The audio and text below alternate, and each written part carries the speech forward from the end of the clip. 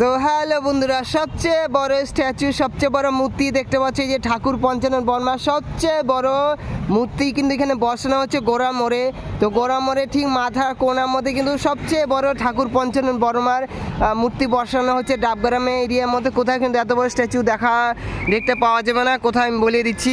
এই দেখতে পাচ্ছ গোড়া মোড়ে যে ক্লাবটা আছে, স্বামী ধ্রুবানন্দ স্পোর্টিং ক্লাব, ঠিক আছে। এই ক্লাবের যে গোড়া মোড়টা আছে, ঠিক এই গোড়া মোড়ে উল্টো দিকে কিন্তু স্ট্যাচুটা বসানো হচ্ছে।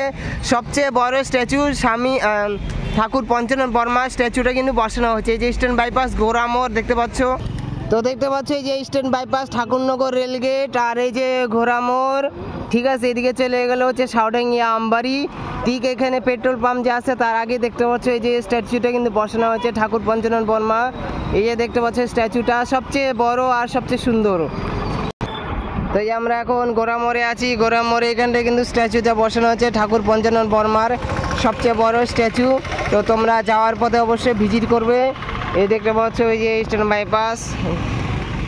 আর আমরা এখন এই গোড়া মোড়ে এখানে আসি, একটু পরে মেলা যাব। মেলায়